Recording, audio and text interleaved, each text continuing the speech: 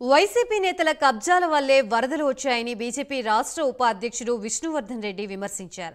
రాష్ట్రానికి కేంద్రం అండగా ఉందని గుర్తు చేశారు. ఏపీలో బీజేపీ సభ్యత్వం ప్రారంభించిందని, ప్రతి జిల్లాలో 4 లక్షల సభ్యత్వాలు జరిగేలా చూసినట్లుగా పేర్కొన్నారు. వారసత్వ రాజకీయాలకు బీజేపీ వ్యతిరేకమని, ఏపీలో బలమైన రాజకీయ పార్టీగా బీజేపీ బలపడుతోందని అన్నారు. ప్రధాని మోదీ విదేశీ పర్యటనలో ఉన్నప్పటికీ ప్రతిరోజు వరదలపై ఆరా తీస్తున్నారని, వరద బాధితులకు బీజేపీ అండగా ఉంటుందని తెలిపారు.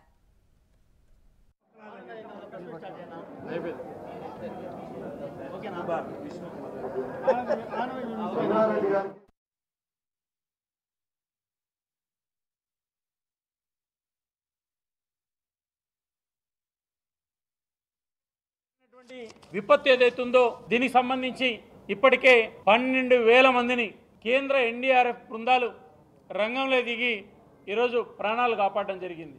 ఆంధ్రప్రదేశ్ ముఖ్యమంత్రి కానీ, మంత్రులు కానీ, ఎమ్మెల్యేలు కానీ, అధికార యంత్రాంగం కానీ ప్రజలకు అందుబాటులో ఉండి సాయం చేస్తున్నారు. బాధ్యతారాహిత్యమైనటువంటి ప్రకటనలతో ప్రజలు గందరగోళానికి గురై ప్రాణ నష్టం జరిగితే ఎవరు బాధ్యత వహిస్తారని చెప్పి నేను అడుగుతున్నా. మరోవైపు ఈరోజు ఆంధ్రప్రదేశ్లో ఉన్నటువంటి పరిస్థితులను లేదా ఈ యొక్క విపత్తును ఖచ్చితంగా ప్రజలందరూ కూడా సాయం చేయాల్సినటువంటి అవసరం కానీ, వాళ్ళని ఆదుకోవాల్సినటువంటి అవసరం కానీ అందరి మీద ఉంది.